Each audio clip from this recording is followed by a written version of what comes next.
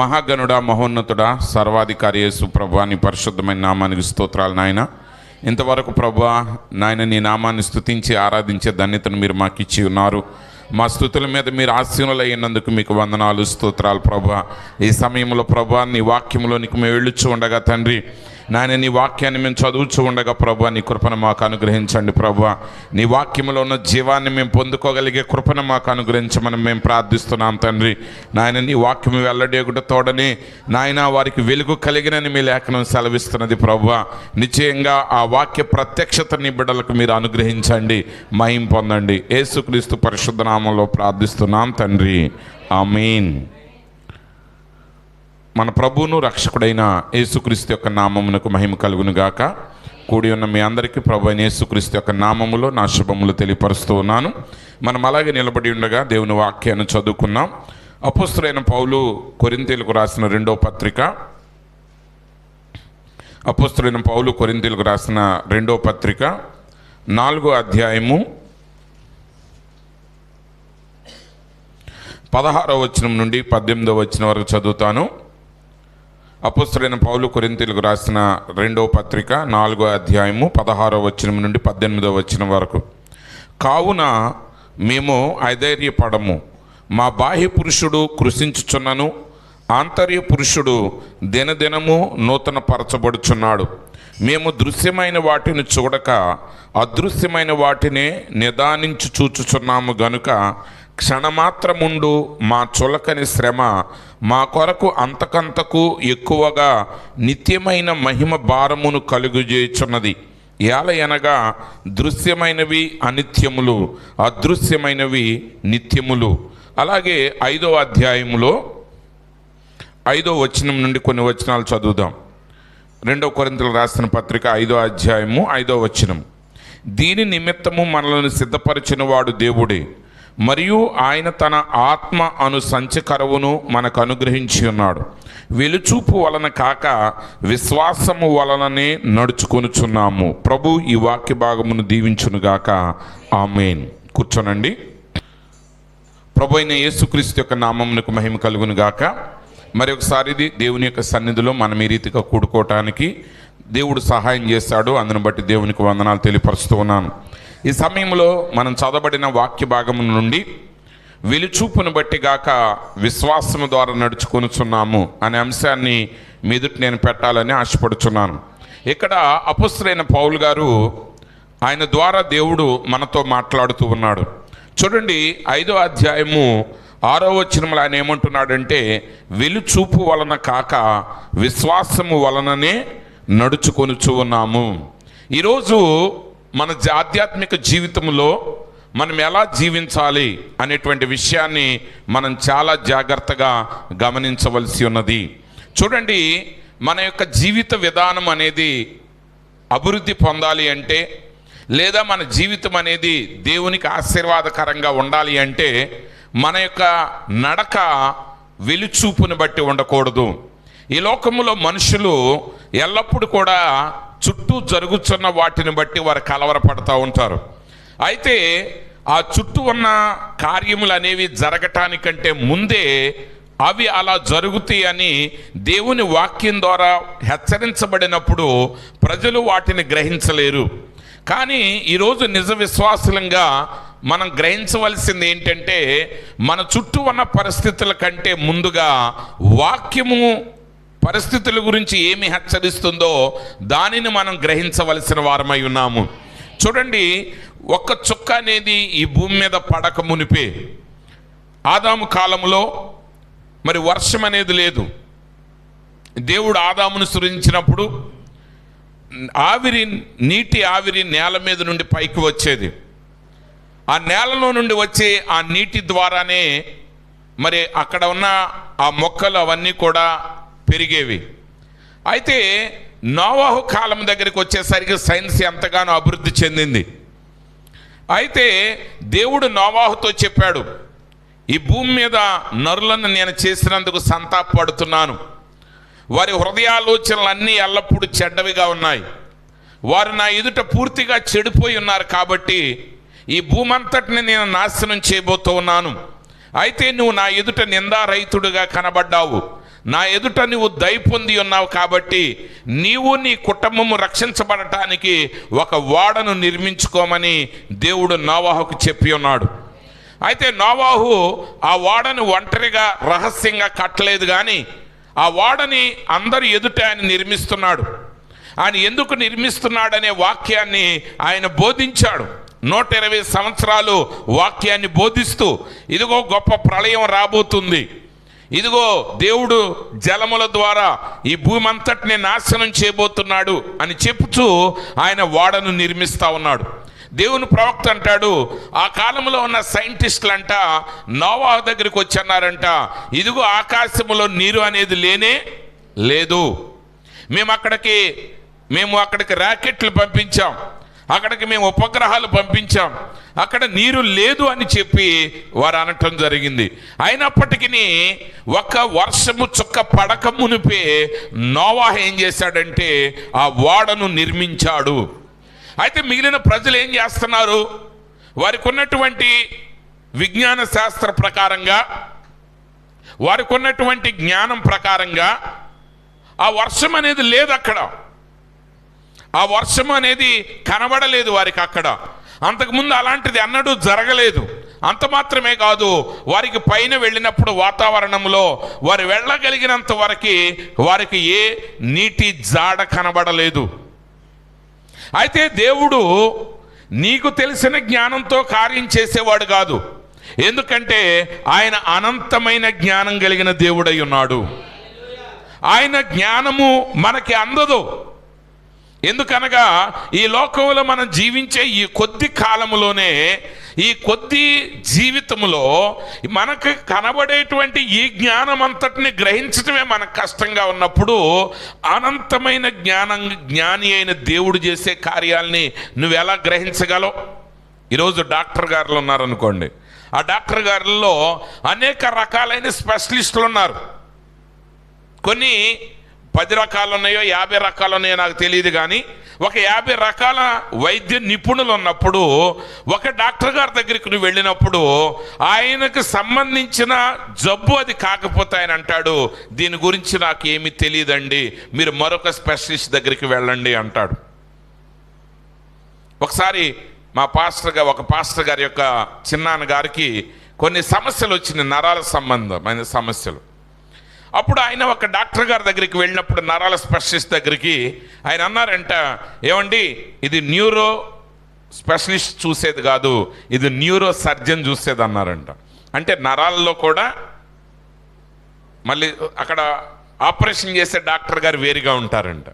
అప్పుడు ఆయన వచ్చి చెప్తున్నారు, అన్న న్యూరో ఫిజిషియన్ వేరంట, న్యూరో సర్జన్ వేరంట అన్నారు. అప్పటి వరకు మాకు అసలు ఆ సంగతి తెలీదు. మనకు నరాల డాక్టర్ గారు అంటే మనం నరాల డాక్టర్ గారే అనుకుంటాం, అట్లాగే పళ్ళ డాక్టర్ గారు అంటే పంటి డాక్టర్ గారు అనుకుంటాం. కానీ డెంటిస్టులో కూడా చాలా రకాలు ఉన్నారు, అందులోనే ఒక 10-15 మంది స్పెషలిస్టులు ఉన్నారు. అంటే ఒక డాక్టర్ గారు చేసే పని ఇంకొక డాక్టర్ గారు చేయలేరు కదా. మరి ఈ ఒక్క వైద్యంలోనే ఇన్ని రకాలు ఉన్నప్పుడు ఈ మిగిలిన జ్ఞానం అంతా మానవుడు ఈ కొద్ది కాలం యొక్క జీవితంలో పూర్తిగా తెలుసుకోగలడా? తెలుసుకోలేడు, తెలుసుకునే అవకాశం లేదు. అంటే న్యూరో ఫిజిషియన్ గారికి న్యూరో సర్జన్ చేసే పని తెలియకపోతే అది వివరించినా మనకు అర్థం కాదు. ఏదో కొన్ని పేపర్లో మనం ఏదో కొన్ని ఆరోగ్య సలహాలు చదివి మనం కూడా ఏదో డాక్టర్ లాగా ఫీల్ అవుతాం, కానీ నువ్వు నిజంగా సబ్జెక్ట్ నీకు తెలిస్తే నువ్వు దాన్ని గ్రహించలేవు. మరి డాక్టర్ వైద్యమే నీకు అర్థం కాకపోతే మరి ఇంజనీరింగ్ సంగతి ఏంటి, ఆర్థిక వ్యవస్థల సంగతి ఏంటి, లేకపోతే వాతావరణం సంగతి ఏంటి, ఇవన్నీ తెలుసుకునే అవకాశం మనకు ఉంటుందా అంటే అది ఎప్పటికీ మనకు ఉండదు. ఇప్పుడు సైంటిస్టులు అంటున్నారు, ఆకాశములో అంతరిక్షములో ఆ నదులు ప్రవహిస్తున్నాయి అంటారు. మరి ఇప్పటికి వాళ్ళకి తెలిసింది ఆకాశంలో నదులు ప్రవహిస్తున్నాయని. ఆ నదులు ప్రవహిస్తుంది అనగానే నీకు వెంటనే ఒక సందేహం వస్తుంది, నది గాలిలో ఎలా ప్రవహిస్తుందండి? నది ప్రవహించాలంటే ఏం కావాలి? కింద నేల ఉండాలి. మనకెప్పుడు ఆ సందేహాలు వస్తూనే ఉంటాయి. కానీ ఆకాశంలో నదిని పెట్టిన దేవుడికి దాన్ని ఎలా ప్రవహింప చేయాలో ఆయనకి తెలుసు. ఆయనేమో నిన్ను నన్ను అడగలేదు, వచ్చి అడిగాడండి. ఆయన అనంత జ్ఞాని. వీటన్నిటి ద్వారా నువ్వు తెలుసుకోవాల్సింది ఏంటంటే, ఒకవేళ సైన్స్ ఏదైనా ఒక గొప్ప కార్యాన్ని తెలుసుకుంటున్నప్పుడు నువ్వు తెలుసుకోవాల్సింది ఏంటంటే, వీటన్నిటినీ సృష్టించిన దేవుడు ఆయన వీరందరికీ మించిన జ్ఞానం కలిగిన వాడై ఉన్నాడు. కాబట్టి ఇప్పుడు నువ్వు నేను చేయవలసింది ఏంటి? ఆయన మాట యందు విశ్వాసం ఉంచాలి. నోవాహు ఏం చేశాడంటే, నోవాహు ఒక సాధారణమైన వ్యక్తి, ఒక సాధారణమైన రైతుగా ఉన్నాడు, ఒక సామాన్యమైన వ్యక్తి. కానీ ఆయన దేవుని మాటను విన్నాడు, ఆ దేవుని మాటను ఆయన నమ్మాడు. బయట ఉన్న కార్యాలన్నీ ఆయన నమ్మిన దానికి వ్యతిరేకంగా ఉన్నాయి. మిగిలిన సైంటిస్టులు, ఆ కాలంలో ఉన్న ప్రజలు ఏం చేస్తున్నారంటే, అప్పటికున్న చరిత్రను బట్టి, అప్పుడు జరిగే క్రియలను బట్టి, ప్రస్తుతాన్ని బట్టి వారు దానిని బేరీజు వేశారు. అది అబద్ధం అన్నారు. నోవాహుని పిచ్చివాడుగా ఎంచారు. కానీ నోవాహు అయితే దేవుని మాటను నమ్మాడు. దేవుని మాటను నమ్మి, ఆ మాటను ఆయన విశ్వసించి, అంతకు ముందు జరగని కార్యము కొరకు తనను తాను ఆయన సిద్ధపరుచుకున్నాడు. వర్షం అనేది అంతకుముందు కురియలేదు, జర ప్రళయం అనేది అంతకుముందు ఎన్నడూ రాలేదు. కానీ ఎన్నడూ జరగని కార్యం కొరకు విశ్వాసమును బట్టి ఆయన తనను తాను సిద్ధపరచుకున్నాడు. ఈరోజు ప్రియమైన దేవుని బిడ్డలారా, దేవుని ప్రవక్త అన్నాడు, ఎత్తబడుట అనేది ఉన్నది, ఎత్తబోట్లో వధువు ఉన్నదని అన్నాడు. కానీ అంతకుముందు అవి జరగలేదు, కానీ ఒక్కొక్కరిగా జరిగాయి. అయితే ఈరోజు ఒక సమయం రాబోతుంది, ఎవరెవరైతే సిద్ధపడి ఉన్నారో వారందరూ కూడా రెప్పపాటున వారు మార్పు చెందబోతున్నారు. అది ఎలా జరుగుతుందనే దాన్ని నీకు అర్థమయ్యేటట్లు, నీకు అంగీకారంగా ఉండేటట్లు నీకు వివరించటం అసాధ్యం.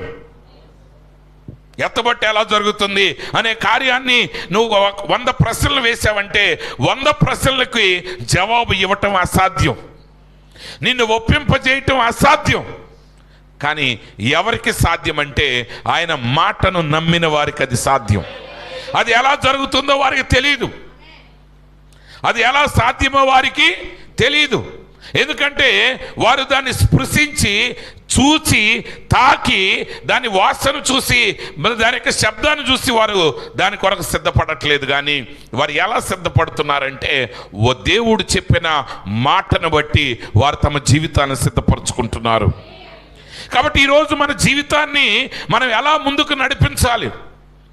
ఆధ్యాత్మిక జీవితమైనా, సామాజిక జీవితమైనా, మనం ఏ విషయంలోనైనా ప్రతి కార్యమును మనం ఎలా చేయాలంటే, కనబడే దానిని బట్టి కాదు, అదృశ్యమైన దానిని చూసి చేయాలి. ఈరోజు లోకస్తులు ఎప్పుడు కూడా కనబడే దానిని బట్టి చేస్తారు. ఎందుకంటే వారికి అదృశ్యమైన దాన్ని చూడగలిగే శక్తి లేదు. కానీ దేవుని వాక్యం ఏమని సెలవిస్తుంది? ఇక్కడ ఆయన అంటున్నాడు, కాబట్టి మేము అధైర్యపడము. ఈరోజు మనకి భయం ఎందుకు వస్తుంది? రష్యా యుద్ధం ప్రారంభం కావని, రష్యా ఉక్రెయిన్ యుద్ధం మొదలవగానే రకరకాల వ్యక్తులు రకరకాలుగా వ్యాఖ్యానించడం మొదలు పెడతారు. క్రైస్తవులు ఒక రకంగా యుద్ధం మొదలు పెడతారు. యుక్రెయిన్ యుద్ధం రాకముందు నుంచే నాకు తెలిసి, నేను మేబీ 7th 8th 9th చదివేటప్పుడు అనుకుంటే, ఏ సంవత్సరం నాకు గుర్తులేదు, కానీ సద్దాం హుస్సేన్ గారు కువైట్ని ఆక్రమించాడు. సద్దాం హుస్సేన్ గారు కువైట్ని ఆక్రమించగానే అమెరికా దేశం, ఇంకా ఇంగ్లాండ్ దేశం, ఇంకా కొన్ని దేశాలు ఆ ఇరాక్ మీదకి యుద్ధాన్ని ప్రకటించాయి. ఇంకా అప్పుడే అన్నారు అందరూ, ఇదిగో 2000కి రాకడ అయిపోతుంది కాబట్టి ఇదిగో 3వ ప్రపంచ యుద్ధం ప్రారంభమైపోయింది. అక్కడి నుంచి చాలా చాలా యుద్ధాలు జరుగుతూ ఉన్నాయి. ఈ మధ్య 1 సంవత్సరం క్రితం రష్యాకి ఉక్రెయిన్కి యుద్ధం మొదలైంది. మరలా ఈ మధ్య కాలంలో మరి బైడెన్ గారు దిగిపోతా మరి ఆయన ఏదో ఒక కంపు చేయాలని చెప్పి ఆయన ఏమన్నాడంటే, ఉక్రెయిన్ వారికి లాంగ్ రేంజ్ మిసైల్స్ వదలటానికి అనుమతి ఇచ్చాడు. ఇప్పుడు ఇవ్వగానే ప్రజలు ఏమంటారు, ఇదిగో 3వ ప్రపంచ యుద్ధం ప్రారంభమైపోయింది అంటే వాళ్ళకి ఏది ఏంటో అనేది వాళ్ళకి తెలియదు. ఏదో ఒక ఇబ్బంది రాగానే ఇదే ఆ మహాశ్రమ అనుకుంటారు. వాళ్ళు అనుకున్నది వాళ్ళకి జరగకపోతే ఇంకా అయిపోయింది అనుకుంటారు. కానీ ప్రియమైన సహోదరి సహోదరుడా, వధువు ఎత్తబడే వరకు మూడవ ప్రపంచ యుద్ధం జరగదు. అయితే ఈరోజు ఆ ఎత్తబట్టుకుని సిద్ధపడాలి. అంటే ఈరోజు యుక్రెయిన్ యుద్ధం సమస్యపోయింది అనుకోండి, రేపు ఇంకో 2 సంవత్సరాలకి ఇంకొక యుద్ధం మొదలవుద్ది, ఇంకో 2 దేశాలకి. అప్పుడు ఇదిగో ప్రపంచ యుద్ధం అంటారు. ఎందుకంటే వాళ్ళు జరుగుతున్న పరిస్థితులను బట్టి వ్యాఖ్యానించేవాళ్ళు. కానీ ప్రవచనం అనేది వ్యాఖ్యానం కాదు. ప్రవచనం అనేది అది అదృశ్యమైన దాన్ని దేవుడు ఆ ప్రత్యక్షపరిచినప్పుడు ఒక వ్యక్తి భౌతికంగా జరిగే దానితో సంబంధం లేకుండా మాట్లాడేది నిజమైన ప్రవచనమైనది. మరి ప్రవక్తకు వచ్చిన 7 దర్శనాల్లో ఆ మొదటి ప్రపంచ యుద్ధం గురించి ఆయన మాట్లాడినప్పుడు అలా జరిగే పరిస్థితులు అసలు లేనే లేవన్నారు, రెండో ప్రపంచ యుద్ధం గురించి. కానీ ఆ ముస్సోలిన్ మరి ఆ యుద్ధం చేస్తాడన్నప్పుడు, ఆ హిట్లర్ లేస్తాడని చెప్పినప్పుడు అలాంటి అవకాశాలు అసలు అక్కడ కనబడలేదు. అయినా ఆయన చెప్పింది తగిన సమయమందు నెరవేరింది. పరిస్థితులను బట్టి కాదు మనం ప్రవర్తించేది. ఈరోజు మనము ఎందుకు భయపడుతున్నాం? ఎందుకు భయపడుతున్నామంటే మనము వ్యాఖ్యానాల మీద దృష్టి పెట్టాం. మనం దేని మీద దృష్టి పెట్టామండి? వ్యాఖ్యానాల మీద. ఈరోజు అనేక వ్యాఖ్యానాలు. కరోనా రాగానే వ్యాఖ్యానాలు, వ్యాక్సిన్ రాగానే వ్యాఖ్యానాలు. వ్యాఖ్యానం అంటే మీకు అర్థమైందా? వ్యాఖ్యానం అంటే జరుగుతున్న దాని గురించి మాట్లాడటం. ఇప్పుడు క్రికెట్లో కామెంటరీ అంటారు. క్రికెట్ మ్యాచ్ని ఇదివరకు రేడియోలో వచ్చేది, తర్వాత టీవీలో వచ్చింది, ఇప్పుడు ఫోన్లో కూడా వస్తుంది. అక్కడ కామెంటేటర్లు ఉంటారు. ఆ కామెంటేటర్లు ఏం చేస్తాడు? వ్యాఖ్యానిస్తాడు. ఏం వ్యాఖ్యానిస్తాడంటే జరుగుతున్న దానిని చెప్తాడు. అక్కడ జరుగుతున్న దాన్ని చెప్తాడు. ఇదిగో సచిన్ టెండూల్కర్ గారు ఇప్పుడు మైదానంలోనికి దిగి వస్తున్నాడు, ఇదిగో ఆయన వస్తున్నాడు, ఆయన కుడి చేత్తో బ్యాట్ పట్టుకున్నాడు, ఇదిగో ఆయన బ్యాట్ ఎడం చేతిలోనికి మార్చాడు, ఇదిగో క్రీజ్ దగ్గరికి వచ్చేసాడు అని చెప్తూ ఉంటాడు. జరిగేదే చెప్తాడు. కానీ ఆ సచిన్ టెండూల్కర్ దిగక ముందే వీడు 10 రన్స్కి అవుట్ అవుతాడో లేకపోతే సెంచరీ కొడతాడో చెప్పలేడు. అతను చెప్పగలడా? చెప్పలేడు. ఎందుకంటే వ్యాఖ్యాత ఏంటంటే చూస్తున్న దాన్ని మాత్రమే చెప్పగలడు. దాని గురించి మాట్లాడతాడు. ఇదిగో బాల్ వస్తుంది, ఇదిగో సచిన్ టెండూల్కర్ గారు కొట్టాడు, ఇదిగో బాల్ పైకి వెళ్ళిపోయింది అంటాడు. అంతే. అది 4 అయిందా 6 అయిందా చెప్పలేడు. అది 4 6 చెప్పాలంటే ఆ బాల్ పడే వరకు వ్యాఖ్యాత ఆగాలి. లేకపోతే అవుట్ అవుతాడే ఎవరికి తెలియదు. కొన్నిసార్లు అది బాగా పైకి లేస్తుంది బాలు, ఇదిగా ఆయన అంటాడు 6కి వెళ్ళిపోయింది అనుకుంటాడు. కానీ ఆ బాలు ఆ 4 గ్రౌండ్ లోపలే పడుతుంది. ఈ లోపు అది 4 అనుకునే లోపు అక్కడ వచ్చి ఇంకొక ఆటగాడు క్యాచ్ పట్టాడు అనుకోండి, 4 అనుకున్నదల్లా అవుట్ అవుతాడు. ఏంట్రా అంటే అతను వ్యాఖ్యాత. అంతే. అతను ఏంటండి? వ్యాఖ్యాత. వ్యాఖ్యాతలు ఏం చేస్తారు?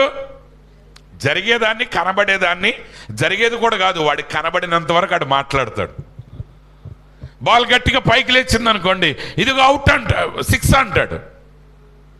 గట్టిగా అరిసేస్తాడు అనుకో 6 అనుకుంటాడు. కానీ ఇంకొక 30 సెకండ్లకు తెలుస్తుంది ఏంటంటే ఆ చివర ఆ పెవిలియన్ దగ్గర వాడు క్యాచ్ పట్టాడు అనుకోండి, వాడు అవుట్ అవుతాడు.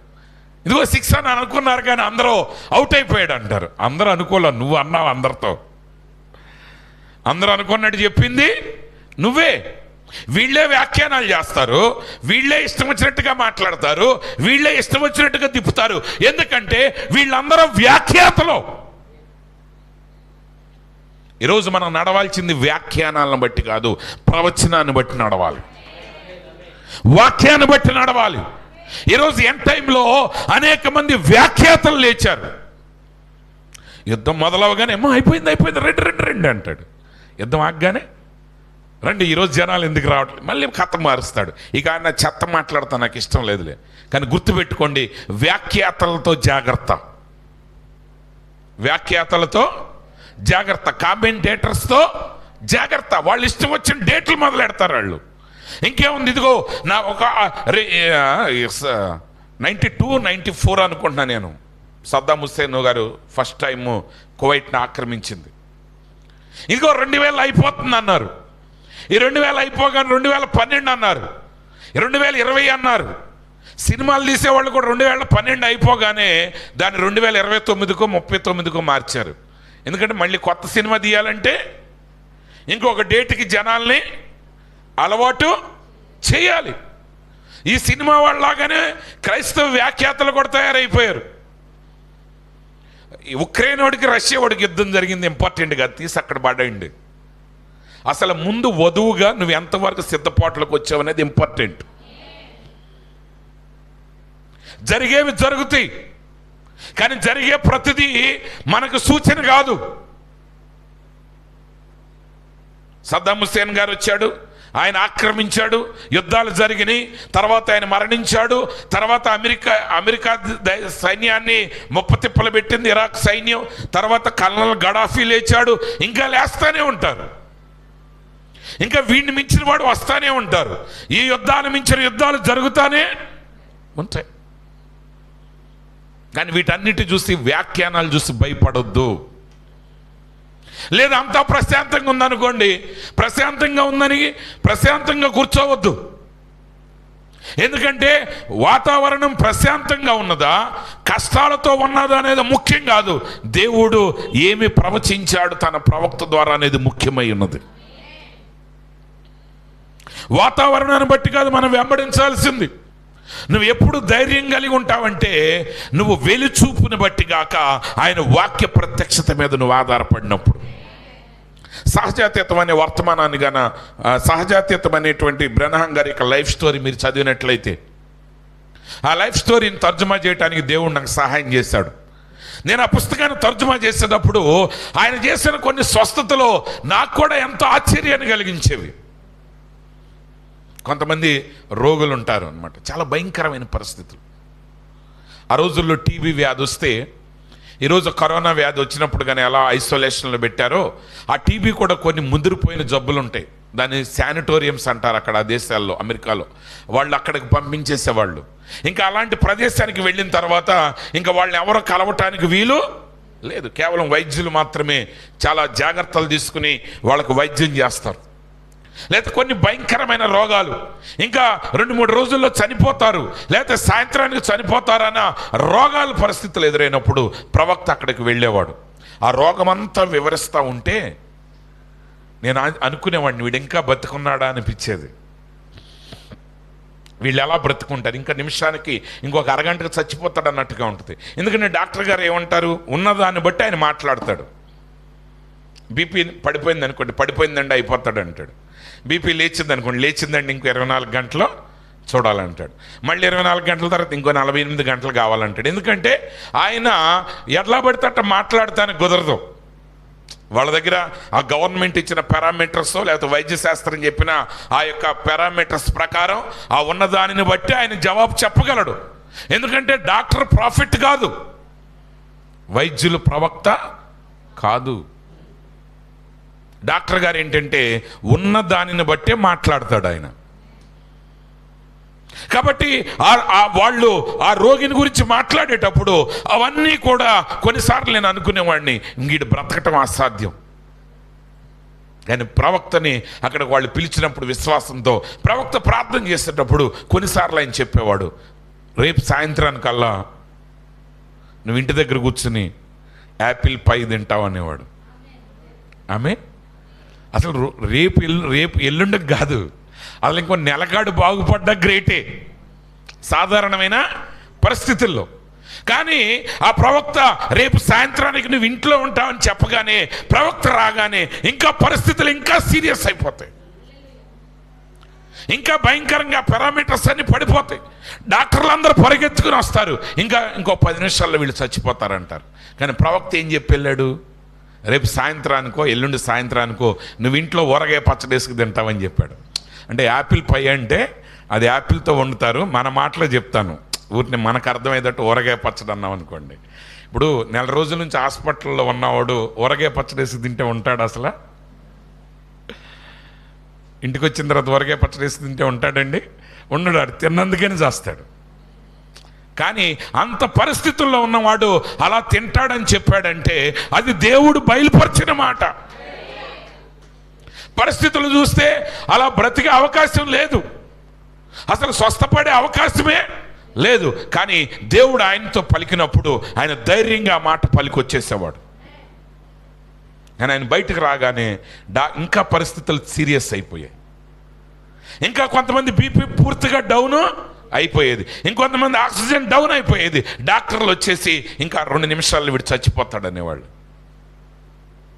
వాళ్ళు చావు కోసం ఎదురు చూస్తూ ఉంటే అప్పుడు దేవుడు అకస్మాత్తుగా ఒక అద్భుతాన్ని జరిగించేవాడు. ఇంకో 10 నిమిషాల్లో చస్తాడన్నవాడు ఆ సాయంత్రమే డిశ్చార్జ్ అయ్యేవాడు. మరుసటి రోజు సాయంత్రం ప్రవక్త చెప్పినట్లుగా వాడు యాపిల్ పై తింటూ ఉండేవాడు. లేదా కొంతమంది సహోదరులు అయితే వాళ్ళే వంట చేసి వాళ్ళు భోజనం చేస్తూ ఉండేవాళ్ళు. కారణం ఏంటి? వెలిచూపు కాదు, విశ్వాసాన్ని బట్టి ఆయన పలికాడు. ఈరోజు దేవుడు నీ జీవితంలో ఎప్పుడు కార్యం చేస్తాడు అంటే, జరిగే ప్రతి పరిస్థితుల్లో నువ్వెప్పుడు స్థిరంగా నిలబడగలవు అంటే చుట్టూ జరుగుతున్న వాటిని బట్టి కాదు, వాక్యం చెప్పుచున్న దాన్ని విశ్వసించడం ద్వారా మాత్రమే. వ్యాఖ్యాతలను పట్టించుకోవద్దండి, వ్యాఖ్యాతల్ని మీరు పట్టించుకోవద్దు. వ్యాఖ్యాతలు రోజు రోజుకి మాట మార్చేస్తారు. ఎందుకంటే అతని పరిస్థితి అంతే, వాళ్ళని మీరేమనకూడదు. వ్యాఖ్యాతలను వెంబడించడం మీది బుద్ధి తక్కువతాను. చెప్పాను కదా మీ క్రికెట్ గురించి. ఎందుకంటే వ్యాఖ్యాత స్కోప్ అంతవరకే. వ్యాఖ్యాత ఆయన సామర్థ్యత అంతవరకే. బాల్ గట్టిగా కొట్టాడు అనుకోండి, ఆయన 6 అనుకుంటాడు. కానీ అది అవుట్ అవుద్దో, 6కి వెళ్ళొద్దో, 4 అవుద్దో, బాల్ పడే వరకు ఎవరికి తెలియదు. అది 4 6 అవుట్ అనే దాన్ని నిర్ణయించేది అంపైర్. అది పడ్డా 4 అని మార్చడానికి స్కోర్ బోర్డు చేసేవాడు 4 వేయటానికి కుదరదు. అంపైర్ 4 ఇస్తేనే అప్పుడు ఆ స్కోర్ బోర్డు మారుస్తారు. అప్పటి వరకే వాళ్ళు ఎదురు చూడాల్సిందే. ఈరోజు ఎవడో వ్యాఖ్యానం బట్టి ఏది జరగదు. దేవుడు ఆయన ఏమి నిర్ణయించాడో అది జరుగుద్ది. దాని ప్రకారం నీ జీవితాన్ని సిద్ధపరచుకోవాలి. అంటే కానీ ఉక్రెయిన్ మీద యుద్ధం జరిగేసరికి ప్రతి వారం ప్రతిరోజు ప్రార్థన పెట్టుకోవటం, యుద్ధం ఆగిపోయింది అనగా నీకు అక్కర్లేదమ్మా, యుద్ధం ఆగిపోయింది, ఇక రాకడి ఇప్పట్లో రాదులే, మళ్ళీ వ్యాపారానికి వెళ్దాం, లేకపోతే సరదాగా తిరిగి రండి అని అంటాం. మళ్ళీ మీరు ప్రయాణం మొదలు పెట్టగానే మళ్ళీ ఇంకో దేశం మీద అమ్మమ్మమ్మ రండి. ఇవన్నీ కాదు, వెలుచూపుని బట్టి నడవటం మానేయండి. ఎందుకంటే ఇక్కడ దేవుని వాక్యం చెప్తుంది, ఆయన అంటున్నాడు మేము ఆధైర్యపడము. ఎందుకు ఆధైర్యపడ్డాడు ఆయన? మా బాహ్య పురుషుడు కృషించుచున్నను, ఆంతర్య పురుషుడు దినదినము నూతన పరచబడుచున్నాడు. మనం బాహ్యంగా మనం కృషించిపోవచ్చు, బాహ్యంగా వెలుపల మనం కొన్ని శ్రమలు ఎదుర్కొంటూ ఉండొచ్చు, బాహ్యంగా మనం కొన్ని అవమానాలు ఎదుర్కొంటూ ఉండొచ్చు. కానీ ఆంతర్య పురుషుడు దినదినము అభివృద్ధి చెందుతున్నాడు. మన అంతరంగ పురుషుడు, నీ థియోఫనీ శరీరం, నిజమైన నీవు నీ ఆత్మలో దినదినము నువ్వు అభివృద్ధి చెందుతున్నావు. అని అంటున్నాడు మేము దృశ్యమైన వాటిని చూడక అదృశ్యమైన వాటిని నిదానించి చూస్తున్నాము గనుక. ఎందుకు, ఎలా అభివృద్ధి చెందుతున్నాడు ఆంతర్య పురుషుడు? ఎందుకు ఆంతర్య పురుషుడు అభివృద్ధి చెందుతున్నాడంటే అతడు కనబడే వాటిని చూడట్లేదు, దృశ్యమైన వాటిని అతడు చూడట్లేదు. దేని చూస్తున్నాడంటే అదృశ్యమైన వాటిని నిదానించి చూస్తున్నాము. ఈరోజు మీకు కనబడేది నిజం కాదు. గజం మిథ్య అంటారు. గజం అంటే ఏనుగు. నువ్వు ఒక ఏనుగును చూస్తున్నావు అనుకోండి, అది కొండలాగా ఉంటుంది అక్కడ, కానీ అది నిజం కాదు. నువ్వు చూసినంతసేపు ఉంటుంది అక్కడ, తర్వాత అది ఉన్నప్పుడే నిజం కాదని గ్రహించగలగాలి. ఎందుకంటే ఒక సమయం వస్తుంది, అది అక్కడ లేని సమయం ఒకటి వస్తుంది. ఒకసారి నూజివేడి చరిత్ర నేను చదివినప్పుడు, అసలు నూజివేడి కంటే గొల్లపల్లి పెద్ద పట్టణం అంట అప్పట్లో. గొల్లపల్లి తెలుసు కదా మీకు, జంక్షన్ వెళ్ళేటప్పుడు ఉంటుంది. గొల్లపల్లి లేనప్పుడు, గొల్లపల్లి మహాపట్టణంగా ఉన్నప్పుడు నూజివేడ్ అనేది అసలు లేనే లేదు. ఇవన్నీ చేలు పొలాలు. కానీ అప్పుడు ఎవడైనా సరే ఇక్కడ ఒక ఊరు అనేది వస్తుంది, ఒక మహాపట్టణం వస్తుంది, అక్కడ రాజులు నివసిస్తారని చెప్తే ఎవడన్నా నమ్మేవాడా? నమ్మేవాడు కాదు. ఇప్పుడు మీరు ఆలోచన చేయండి, గొల్లపల్లి అనే ఊరు మనకంటే, నూజివేడి కంటే పెద్దదని ఊహించగలరా మీరు అసలు? లేకపోతే శనివారపేట అనే ఊరు ఏలూరు కంటే పెద్దదని మీరు ఊహించగలరా? ఇంకో విషయం చెప్తానండి, విజయవాడ నూజివేడు ఒక వెలుగు వెలిగేటప్పుడంట విజయవాడ అనేది అసలు లేనే లేదు, అది ఒక కుగ్రామం అంట. కాబట్టి కేవలం మనం మాత్రమే డెవలప్ అయితే చాలదో, పల్లెటూరులకు కూడా విద్య ఉండాలని చెప్పి అప్పుడు మన ఎస్ఆర్ఆర్ హై స్కూల్ కట్టిన రాజాలు విజయవాడలో ఎస్ఆర్ఆర్ కాలేజీ కట్టారు. అది ఇప్పుడు నూజివేడు వాళ్ళు అందరూ ఎక్కడికి వెళ్తున్నారు ఎల్కేజీ చదవాలంటే? విజయవాడ వెళ్తున్నారు. కానీ ఆ రోజుల్లో ఎవడన్నా చెప్తే నమ్మేవాడా? ఈరోజు నీ కంటికి కనబడేది కొంతకాలానికి ఉండేది అదృశ్యమయ్యేది. మనుషులు ఏంటంటే జరిగేదాన్ని చూసి ఇంకా దీనికంటే గొప్పది ఇక ఉండదు అనుకుంటారు. ఒకవేళ ఆ రోజుల్లో గొల్లపల్లిని చూసి ఇంతకంటే పెద్ద ఊరు రాదనుకుని ఉంటారు. తర్వాత నూజివేడు వచ్చింది, ఇప్పుడు విజయవాడ రాజధాని అయ్యింది. అంటే విజయవాడ కాదు, టెక్నికల్గా అమరావతి. ఆ అమరావతి ఆ ఊళ్ళో ఉన్నాయని ఆ చుట్టుపక్కల విజయవాడ వాళ్ళకి గుంటూరు వాళ్ళకి తెలియదు. వాళ్లే మహానగరాలు అవుతావు అనుకుంటే అంతకంటే ఒక మారుమూల ఉన్న ప్రాంతం ఏమైందంటే ఇప్పుడు ఈ రాష్ట్రానికి రాజధాని అయ్యింది. ఏవి శాశ్వతం కాదు, రాజ్యాలు శాశ్వతం కాదు, రాజులు శాశ్వతం కాదు, అధికారం శాశ్వతం కాదు, నీ కనబడేవన్నీ అశాశ్వతమైనవి. నీ కనబడేవన్నీ అశాశ్వతమైనవి. అదే గ్రహించాడు ఆయన. అంటున్నాడు, మేము దృశ్యమైన వాటిని చూడట్లేదు, నీ కనబడే వాటిని ఆయన చూడట్లేదు, కానీ అదృశ్యంగా జరగబోయే కార్యాన్ని దేవుడు జరిగిస్తున్నాడు, దానిని ఆయన చూస్తున్నాడు.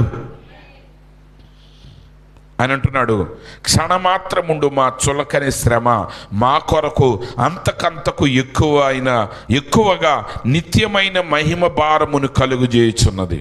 యాలయనగా దృశ్యమైనవి అనిత్యములు. కంటికి కనబడేవి అవి తాత్కాలికమైనవి.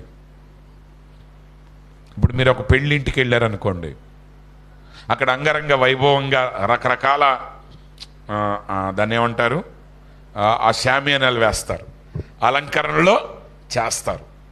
కానీ ఎన్ని రోజులుంటే పెళ్ళి అయ్యి మళ్ళీ తెల్లారి తీసేస్తారు. అంతే. ఈ లోకంలో నీ కనబడేవన్నీ అశాశ్వతమైనవి. అందుకని అంటున్నాడు, దృశ్యమైనవి అనిత్యములు, అంటే తాత్కాలికమైనవి, అదృశ్యమైనవి నిత్యములు. అంటే అదృశ్యమైనవి శాశ్వత కాలం నిలుచుంటుంది. అందునిమిత్తం ఆయన అంటున్నాడు, మనము వెలుచూపు వలన గాక విశ్వాసము వలననే మనం నడుచుకొనుచున్నాము. కాబట్టి ప్రియమైన సహోదరి సహోదరులారా, ఎందుకు మనము అదృశ్యమైన దాన్ని చూడాలి? ఎందుకు అదృశ్యమైన దాన్ని చూడాలంటే మీరు ఇక్కడ చాలా జాగ్రత్తగా గమనించండి. దేవుడు మానవుణ్ణి సృజించినప్పుడు దేవుడు మానవుణ్ణి తన పోలిక చొప్పున తన స్వరూపమందు సృజించాడు. దేవుడు ఆత్మయ్య ఉన్నాడు కాబట్టి ఆదాము కూడా ఆత్మయ్య ఉన్నాడు. ఆదాము కూడా ఏమై ఉన్నాడండి? ఆత్మయ్య ఉన్నాడు. అయితే ఇప్పుడు ఆత్మస్వరూపి అయిన ఆదాము ఈ ప్రకృతి సంబంధమైన ఈ ప్రపంచంతో సాంగత్యాన్ని కలిగి ఉండలేడు. ఈ ప్రకృతి సంబంధమైన ఈ భూమిని ఆయన తాకాలి అంటే అతనికి ఒక శరీరం అవసరమై ఉన్నది. అతనికి ఏమై ఉండాలండి? ఒక శరీరము అవసరమై ఉన్నది. ఇప్పుడు ఎవరో నీకు ఫోన్ చేశారనుకోండి, నీ ఫోన్ స్విచ్ ఆఫ్లో ఉంటే వారు నిన్ను కాంటాక్ట్ చేయలేరు. ఎందుకు నిన్ను కాంటాక్ట్ చేయలేరు? ఎందుకనగా వారు పంపిన ఆ సిగ్నల్ని స్వీకరించే ఆ వస్తువు ఏమైందంటే అది ఇప్పుడు పని చేయని స్థితిలో ఉంది. అర్థమవుతుందండి? ఆ ఫోన్ ఆన్లో ఉంటే వాళ్ళని కాల్ చేసినప్పుడు నీకు ఫోన్ రింగ్ అవుతుంది. అంటే ఇప్పుడు ఆ అదృశ్యమైనటువంటి ఆ యొక్క తరంగాలను గ్రహించాలి అంటే నీ చేతిలో కూడా దానిని స్వీకరించగలిగే ఒక వస్తువు ఉండాలి. అలాగే ఇప్పుడు ఆదాము ఈ భూమిలో పని చేయాలి అంటే, ఈ భూమితో ఒక సంబంధాన్ని కలిగి ఉండాలంటే అతడు ఈ భూమితో కాంటాక్ట్ చేయగలిగినట్టు ఒకటి కావాలి. అదే దేవుడు ఆదాముకి ఇచ్చిన శరీరం అయి ఉన్నది. కాబట్టి ఆత్మస్వరూపైన ఆదాము ఈ మట్టి శరీరంలోనికి దేవుడు పంపించాడు. మొదటి అధ్యాయంలో దేవుడు చేసిన ఆదాము ఆత్మస్వరూపైన ఆదాము. రెండవ అధ్యాయంలో దేవుడు మట్టిని తీసి నరుని సృజించి అతని నాసిక రంధ్రాల్లో జీవవాయువుని ఊదాడు. ఆ నాసిక రంధ్రాల్లో జీవవాయువు ఊదటం అంటే ఆత్మ సంబంధమైన ఆదాముని శరీరములో ఆయన ప్రవేశపెట్టాడు. ఇప్పుడు ఆదాము ఏమై ఉన్నాడంటే సంపూర్ణమైన సంబంధాన్ని కలిగి ఉన్నాడు. తన శరీరానికి ఆయన ఆత్మకి దేవునికి మధ్య కరెక్ట్ అలైన్మెంట్ కుదిరింది. ఇప్పుడు ఆదాము యొక్క ఆత్మ శరీరము సమన్వయంతో పనిచేస్తుంది. సరైన సంబంధాన్ని కలిగి పనిచేస్తుంది. ఇప్పుడు ఆదాము యొక్క ఆత్మ దేవునితో సంబంధాన్ని కలిగి ఉన్నది. కాబట్టి ఇప్పుడు ఆదాము దేవుని కుమారుడుగా, ఈ భూమి మీద ఒక చిన్న దేవునిగా, ఈ భూమికే ఒక దేవుడిగా అతడు జీవించాడు. ఇప్పుడు ఆదాము ఏం చేయాలన్న ఎలా చేశాడంటే, ఆత్మ దేవుని యొక్క చిత్తాన్ని ఆయన ఆత్మలో గ్రహించేవాడు. ఆయన ఆత్మ ఆయన శరీరం కలిసి పనిచేసేది. ఇప్పుడు మీరే చాలాసార్లు మీరు అనుకునేది ఒకటి, చేసేది ఒకటి. అసలు ఆత్మ, పరమాత్మ, జీవాత్మ పక్కన పెట్టండి. మీరు చాలాసార్లు మీరు 4-5 పనులు చేసేటప్పుడు మీరు ఏదో చేసామనుకుంటారు, దాన్ని చేయరు. అన్నం పెడతారు, పొయ్యి వెలిగించామనుకుంటారు, వెలిగించకుండా వస్తారు, అంతే. మీరేమనుకుంటారు? లేకపోతే ఎలక్ట్రిక్ కుక్కర్స్ వచ్చినాయి, మీరు ఎలక్ట్రిక్ కుక్కర్లో ఆహార పదార్థాలను పెట్టి మేము ఆన్ చేసి వచ్చామనుకుంటారు. అక్కడ అది ఉండదు. కొన్నిసార్లు నేను కూడా మా అబ్బాయికి డ్రైవ్ చేసేటప్పుడు నేను కొన్ని సిగ్నల్స్ ఇచ్చేటప్పుడు లెఫ్ట్ అనుకుని రైట్, రైట్ అనుకుని లెఫ్ట్ చెప్తూ ఉంటాను. ఎందుకంటే మనం ఏదో ఆలోచనలో, ఏదో కలవరాల్లో, ఏదో కంగారులో మనం ఉంటాం. అంటే ఇప్పుడు ఇక్కడ ఏం జరుగుతుంది? మనము ఆ సరైన ఆ సమన్వయాన్ని కోల్పోయాం.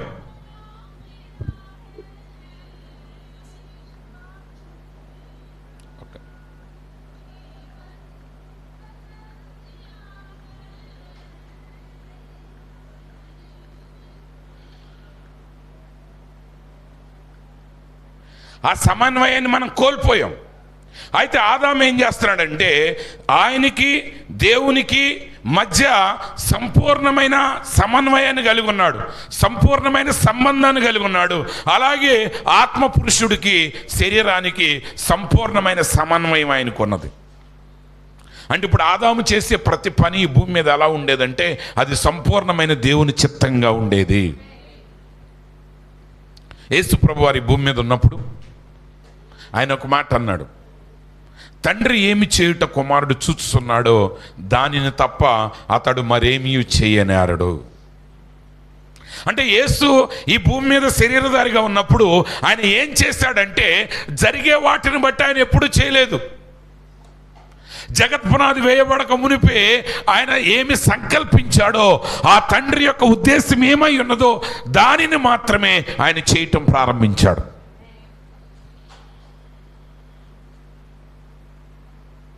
యేసు ప్రభు వారు బెతస్దా కోనేటి దగ్గరికి వెళ్ళినప్పుడు అక్కడ అనేక వేల మంది పడి ఉన్నారు, రకరకాల వ్యాధులు కలిగిన వారు పడి ఉన్నారు. యేసు ప్రభు వారందరినీ స్వస్థపరచగలిగే శక్తిని కలిగి ఉన్నాడు. వారందరినీ స్వస్థపరచగలడా లేదా? అందరిని ఆయన స్వస్థపరచగలడు. ఆ శక్తి ఆయనకు ఉంది. అందరి మీద ఆయనకి జాలి ఉన్నదా అంటే అందరి మీద ఆయనకి జాలి ఉన్నది. కానీ ఆయన ఎవరిని స్వస్థపరచలేదు. కానీ అందరినీ దాటుకుంటా 38 సంవత్సరాల నుంచి అక్కడ రోగంతో పడి ఉన్న ఒకటి దగ్గరికి ఆయన వెళ్ళాడు. ఆ ఒక్క వ్యక్తిని ఆయన స్వస్థపరిచాడు. ఆ ఒక్క వ్యక్తిని స్వస్థపరిచి ఆయన అక్కడి నుంచి వెళ్ళిపోయాడు. ఎందుకు ఆ ఒక్క వ్యక్తిని మాత్రమే స్వస్థపరిచాడు? ఆ వ్యక్తిని మాత్రమే ఎందుకు స్వస్థపరిచాడు అంటే, ఆ వ్యక్తిని మాత్రమే తండ్రి స్వస్థపరచుట ఆయన చూచి ఉన్నాడు. అంటే ఇప్పుడు ఆయన అదృశ్యమైన దానిని చూచుచూ పని చేస్తున్నాడు. మనం ఏంటంటే ఉక్రెయిన్ మీద మళ్ళీ యుద్ధాలు పెరిగితే అప్పుడు మనం మోకాళ్ళ మీదకి వెళ్తాం. అర్థమైందండి? ఆల్రెడీ సంవత్సరం నుంచి జరుగుతుంది యుద్ధం, సంవత్సరంన్నర నుంచి పైన మొదలుపెట్టాం. స్టార్టింగ్లో కంగారు పడ్డాం, అలవాటు అయిపోయింది జనాలకి, మళ్ళీ ప్రశాంతంగా ఉన్నారు. మొన్న బైడెన్ గారు వచ్చి లాంగ్ రేంజ్ మిసైల్స్కి అనుమతి ఇవ్వగానే మళ్ళీ పాత కథనే కొత్తగా చెప్తూ మొదలెట్టారు. పాత కథనే అంటే సంవత్సరంన్నర క్రితం కూడా 3వ ప్రపంచ యుద్ధం వసద్దేవని భయపడ్డారు, రాలేదు కాబట్టి ప్రశాంతంగా తిరుగుతూ ఉన్నారు విహారయాత్రలకే. మళ్ళీ ఇప్పుడు రాంగ్ రేంజ్ మిసైల్స్ అనగానే అమ్మో వచ్చేసేయండి. యేసుప్రభు ఎలా పనిచేసేవాడు కాదు. ఎవడో వచ్చి అయ్యా అని అరవగానే ఆయన గ్రహించలేనోడేమీ కాదు. ఎవడేంటి ఆయనకి తెలుసు, ఎవరికి ఏం చేయాలో ఆయనకి తెలుసు. ఆయన తన సొంత నిర్ణయం తీసుకోలేదు, కానీ తండ్రి ఎవరిని స్వస్థపరిచాడో ఆయన వాడినే స్వస్థపరిచాడు. కానీ ఈ సంబంధాన్ని ఆదాం పోగొట్టుకున్నాడు. ఆదాం ఎప్పుడైతే పాపం చేశాడో, ఇప్పుడు ఆదాం ఏం చేశాడంటే ఆ పాపం చేయటాన్ని బట్టి దేవునికి ఆయనకు ఉన్న సంబంధం తెగిపోయింది. దేవునికి ఆత్మ పురుషుడికి ఉన్న సంబంధం ఎప్పుడు తెగిపోయిందో, ఆత్మ పురుషుడికి బాహ్య పురుషుడికి ఉన్న సంబంధం కూడా దెబ్బతిన్నది. అందుకే మన ఊహలు వేరు, మన క్రియలు వేరు. ఏదో చేద్దాం అనుకుంటాం, ఇంకేదో చేసేస్తాం. చెయ్యొద్దు అనుకుంటాం, చేస్తాం. ఎలా ఎందుకు చేసావంటే అనుకున్నానండి చెయ్యొద్దని, కానీ అనుకోకుండా జరిగిపోయింది. అంటే ఏం జరుగుతుంది? వీడిద్దరి మధ్య సంబంధం తెగిపోయింది. ఈరోజు ఆ సంబంధాన్ని పునరుద్ధరించడానికి యేసు ప్రభు దేవుడు శరీరధారిగా యేసు క్రీస్తుగా దిగి వచ్చాడు. ఆయన మరలా సంబంధాన్ని పునరుద్ధరిస్తున్నాడు. ఎవరికి పునరుద్ధరిస్తున్నాడు అంటే దేవునికి మానవుడికి మధ్య ఆయన సంబంధాన్ని పునరుద్ధరించాడు. ఎప్పుడైతే నువ్వు దేవునితో నడవటం మొదలుపెట్టావో అప్పుడు నీ శరీరానికి నీ ఆత్మకు కూడా సరైన సంబంధం అనేది ఏర్పడుతుంది. సామాన్యమైన మాట చూడండి, ప్రవక్త చెప్పాడు, స్వస్థత అనేది బిడ్డల యొక్క హక్కు. స్వస్థత అనేది బిడ్డల యొక్క హక్కు. కానీ అదే సమయంలో ఆ హక్కు నువ్వు స్వాధీనపరచుకోవాలంటే నువ్వు ఆయన కుమారుడివి, కుమార్తెవై ఉండాలి. నీ ఇష్టం వచ్చినట్టుగా నువ్వు దాన్ని స్వాధీనపరచుకోలేవు. అందులో బైబిల్ చెప్తుంది, ఎందరైతే తను అంగీకరించారో వారందరికీ తన కుమారులు కుమార్తెలయ్యే అధికారాన్ని ఆయన వారికి అనుగ్రహించి ఉన్నాడు. అనగా నువ్వు దేవుని వాక్యాన్ని నువ్వు అంగీకరించినప్పుడు, దేవుని మాటను నువ్వు అంగీకరించినప్పుడు, ఈ సువార్తను నువ్వు అంగీకరించి నీ పాపం విషయమై నువ్వు పశ్చాత్తాపడి పాపాన్ని విడిచి యేసుక్రీస్తు యొక్క నామంలో నువ్వు బాప్తిసం పొందినప్పుడు అప్పుడు నువ్వు ఆయన కుమారుడివి, కుమార్తె అవుతావు. ఆయన కుమారుడివి, కుమార్తె అయినప్పుడు మాత్రమే నువ్వు ఆ హక్కుని స్వాధీనం చేసుకోగలవు. ఎవరు పడితే వాళ్ళు వచ్చి దాన్ని హక్కుగా తీసుకునే అధికారం వాళ్ళకి లేదు. కాబట్టి ఇక్కడ ఆయన అంటున్నాడు, దృశ్యమైనవి తాత్కాలికమైనవి. దృశ్యమైనవి ఏంటండి? తాత్కాలికమైనవి. కానీ అదృశ్యమైనవి ఏమై ఉన్నాయంటే అవి శాశ్వతమైనవి. కాబట్టి ఇక్కడ ప్రవక్త అంటున్నాడు, ఇక్కడ చాలా జాగ్రత్తగా గమనించండి. ఇక్కడ కొంతమంది ప్రజలు కుర్చీల్లో కూర్చుని ఉన్నారు, చక్రాల కుర్చీల్లో. వారు ఇప్పుడు నడవటానికి సిద్ధంగా ఉన్నారు. అయితే నువ్వు దేనిని చూస్తున్నావు అన్న దానిని బట్టి ఆధారపడి ఉన్నది అది. ఈ చక్రాల కుర్చీల్లో వచ్చిన వారు నడవాలని వచ్చారు, వారు స్వస్థత పొందుకోవాలని వచ్చారు. కానీ వారు నిజంగా స్వస్థత పొందుకుంటారా లేదా అనేది దేని మీద ఆధారపడి ఉన్నదంటే నువ్వు దేనిని చూస్తున్నావన్న దాని మీదే ఆధారపడి ఉన్నది. ఈరోజు ఒక నిజమైన విశ్వాసిగా ఇక్కడ మనం గ్రహించాల్సింది ఏంటంటే ఎల్లప్పుడూ మనం ఒక అద్భుతాల మీదే ఆధారపడాల్సిన అవసరం లేదు. ఈరోజు ప్రజలు ఎలా ఉన్నారంటే, ప్రతిసారి నమ్మటానికి ఆయన మరలా మరలా తనను నిరూపించుకోవాల్సిందే. ఆయన మరలా మరలా నిరూపించుకోవాలనుకుని ప్రజలు అనుకుంటున్నారు కాబట్టి మోసగాళ్ళు కూడా బయలుదేరారు. నువ్వు నిజంగా వాక్యాన్ని సంపూర్తిగా నువ్వు గ్రహించిన రోజున యేసు ప్రభు వారు చెప్తున్నారు, ఎక్కడ 2-3 నా నామంలో కూడి ఉన్నారో వారి మధ్య నేను ఉన్నాను అని. అంటే ఆయన నువ్వు నిజంగా దేవుని నామంలోనే, దేవుని కొరకే ఆయన ఆరాధించడానికి నువ్వు ఇక్కడ కూడుకున్నప్పుడు ఆయన ఇక్కడ ఉన్నాడు. వస్తాననలేదు ఆయన, అక్కడ ఉన్నాడు ఆయన. అందుకే బైబిల్ చెప్తుంది, దేవుడి దగ్గరికి వచ్చువాడు ఆయన ఉన్నాడనియు. దేవుని దగ్గరికి వచ్చేటప్పుడు ఇక్కడ ఆయన ఉన్నాడని నమ్మాలి, ఎందుకంటే ఆయన ఇక్కడ ఉన్నాడు. నువ్వు దాన్ని నమ్మినట్లయితే ఆ కార్యాన్ని నువ్వు పొందుకుంటావు. అయితే ఎప్పటికీ మానవుడికి దేవునికి మధ్య ఉన్న ఒక పెద్ద చిక్కుముడు ఏంటంటే, మానవుడు అంటాడు, చూపించండి నేను నమ్ముతాను, చూపించండి మేము నమ్ముతాం. చూపించింది నువ్వు నమ్మేదేమో, ఇంకా నమ్మకం ఏముంది? అపోస్తలుడైన పౌలు గారు రోమాపత్రికలు అంటాడు, మనం కనబడే దానికోసం ఇంకా నిరీక్షించేదేముంది? ఆల్రెడీ నువ్వు చూస్తున్నావు దాన్ని. ఏ వ్యాఖ్యాత అయినా చెప్తాడు దాన్ని, దానికి ప్రవక్త అక్కర్లా. నేను ఇందాక ఒక సంఘటన చెప్పా, ప్రవక్త ఒక రోగి చనిపోతుందని డాక్టర్ గారు చెప్పినప్పుడు ప్రవక్త వచ్చి అంటాడు, 2 రోజుల్లో నువ్వు ఇంటికి వచ్చి యాపిల్ పై వండుతావమ్మా అన్నాడు. మరుసటి క్షణంలో ప్రవక్త బయటకు రాగానే ఆమె మరణకరమైన స్థితిలోనికి వెళ్ళిపోయింది. డాక్టర్లు అందరూ ఆమెకు ట్రీట్మెంట్ ఇచ్చారు, ఇంకా చనిపోద్ది అనుకున్నారు. కానీ ఆ చనిపోద్ది అనుకున్న క్షణంలోనే ఆమె తిరిగి బ్రతికింది. ఆమె బ్రతకటం మాత్రమే కాదు, ఒక అరగంటలో ఆమెకు పరిపూర్ణమైన ఆరోగ్యం వచ్చేసింది. నెలల తరబడి మంచానికి అతుక్కుపోయిన ఆ పేషెంట్ పరిపూర్ణమైన ఆరోగ్యంతో రాగానే డాక్టర్ గారు అన్నారు, ఈమె పరిపూర్ణమైన ఆరోగ్యంతో ఉంది కాబట్టి సాయంత్రానికి డిశ్చార్జ్ రాయండి అన్నారు. గంటకి ఎందుకు చనిపోద్దని ఎందుకు చెప్పావంటే, అప్పుడు చనిపోయేటట్టుగా ఉంది, చనిపోద్దని చెప్పాడు. ఇప్పుడు ఆరోగ్యంగా ఉంది, డిశ్చార్జి రాశాడు, అంతే. వ్యాఖ్యాత అది, దానికి ప్రవక్తే కావాలా? చెప్పండి, దానికి ప్రవక్త కావాలా అక్కర్లేదా? అక్కర్లా. వ్యాఖ్యాతలకి ప్రవక్త అక్కర్లేదు. వ్యాఖ్యానం చేయటానికి, ప్రవచించడానికే ప్రవక్త కావాలి. వాక్యాన్ని ముందుగా తీసుకురావడానికే ప్రవక్త కావాలి. కాబట్టి పౌలు గారు అంటున్నాడు, నువ్వు కనబడేదానిని ఇంకా నువ్వు నిరీక్షించేదేంటి?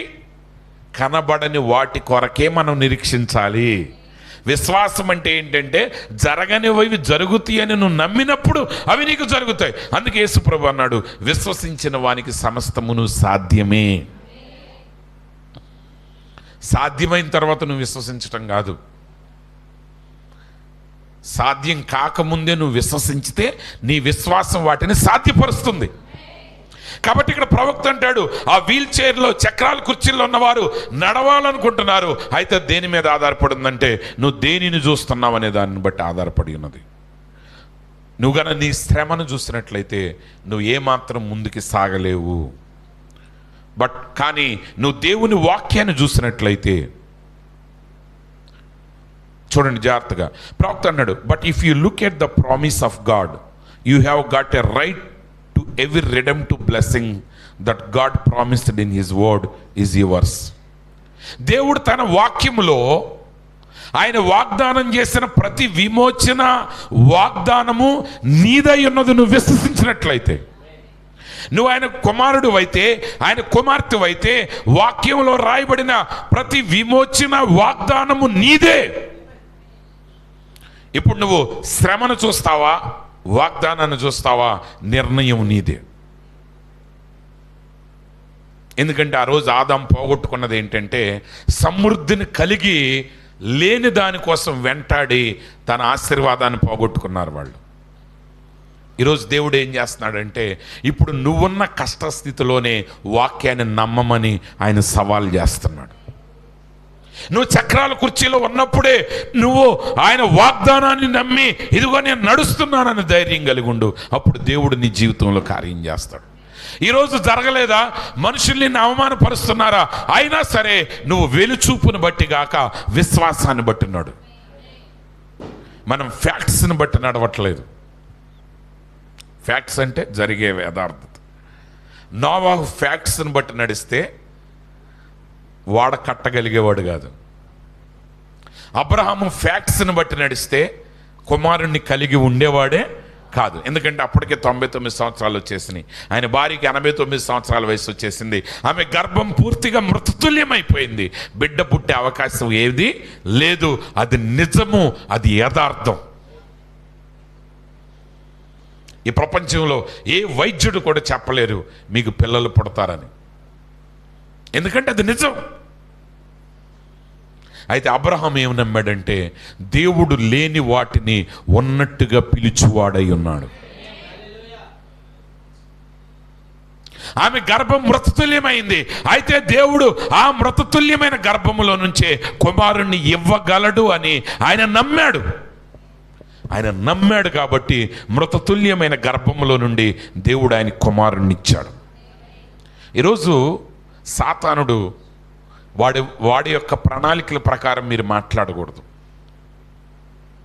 వాడు ఎప్పుడు సిమ్టమ్స్ని చూపిస్తాడు. ప్రవక్త అన్నాడు, వాడు ఎప్పుడైతే ఆ రోగ లక్షణాలను చూపిస్తున్నాడో వాటిని నువ్వు నమ్మొద్దు, వాక్యాన్ని నమ్ము.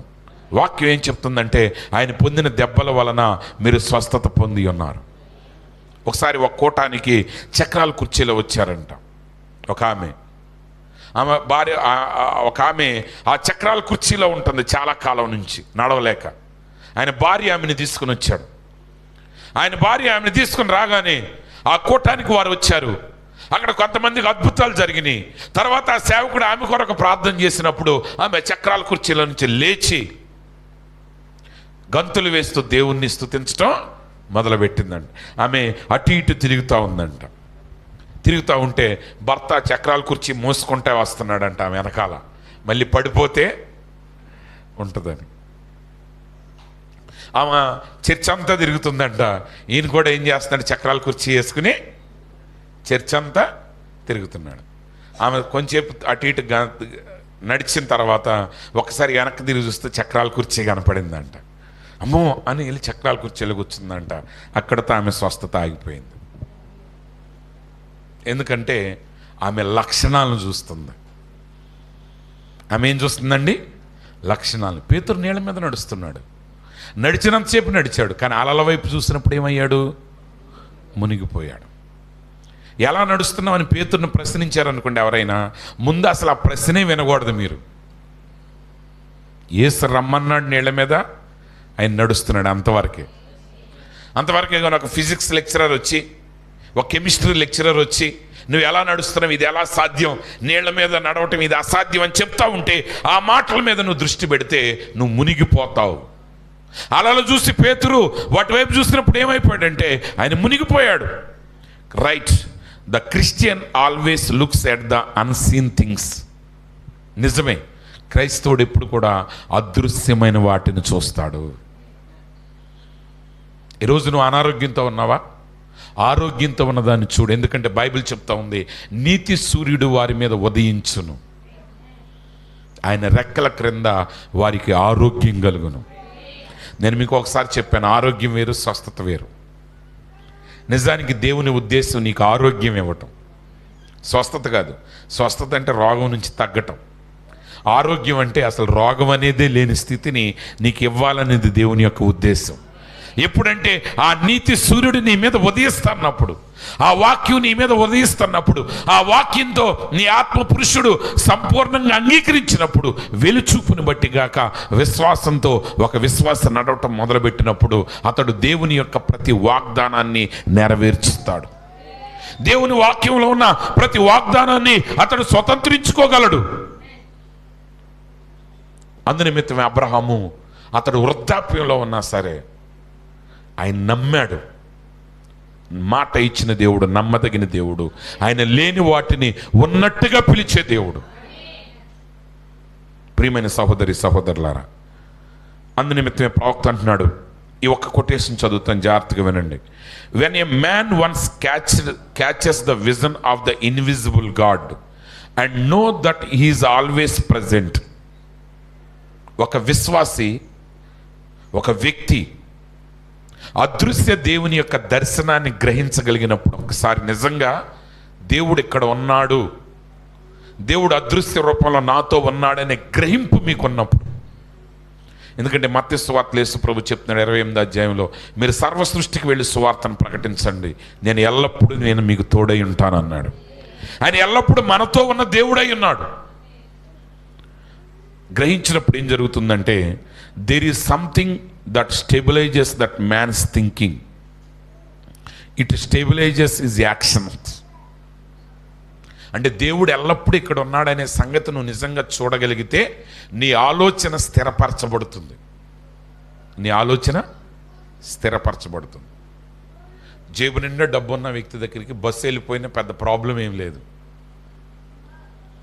ఒకసారి ఒక ఎంపీ గారు ఢిల్లీ వెళ్ళాలనుకున్నారంట, ప్రధానమంత్రిని కలవాలి.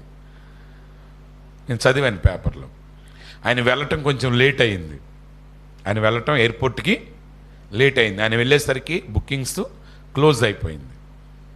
క్లోజ్ అయిపోయినప్పుడు ఆయన ఎంపీ గారు మాట్లాడి, నేను అర్జెంటుకి వెళ్ళాలంటే వాళ్ళు ఒప్పుకోలేదు.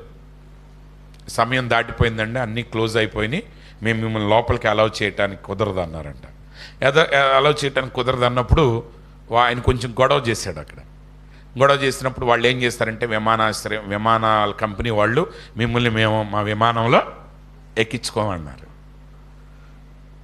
మా విమానాల్లో ఎక్కించుకోమన్నారు. ఎంపీ గారికి ఏం బాధ, ఇంకో కొత్త విమానం కొనుక్కుని వెళ్ళిపోయాడు.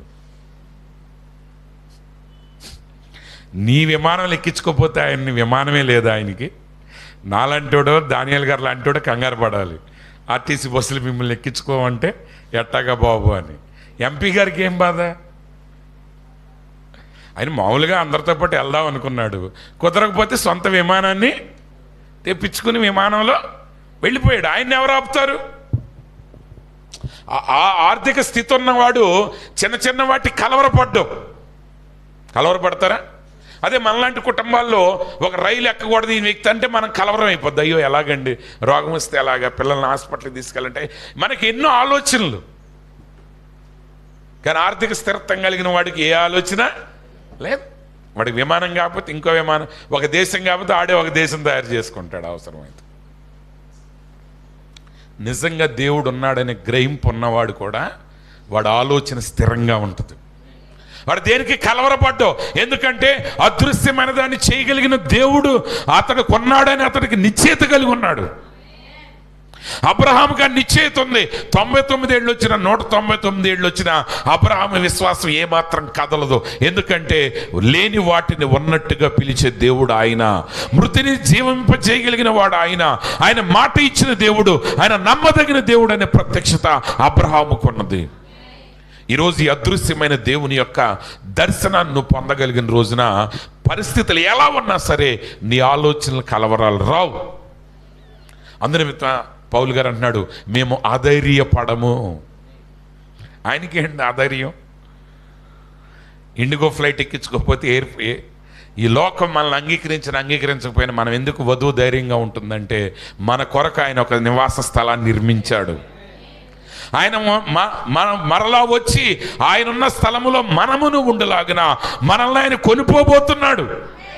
మన కొరకు ఒక నీతి రాజ్యాన్ని ఆయన నిర్మించాడు. అక్కడ కలవరం ఉండదు, అక్కడ రోగం ఉండదు, అక్కడ మరణం ఉండదు, అక్కడ ఈ లోకములో సూర్య చంద్రుడు కూడా ఉండడు.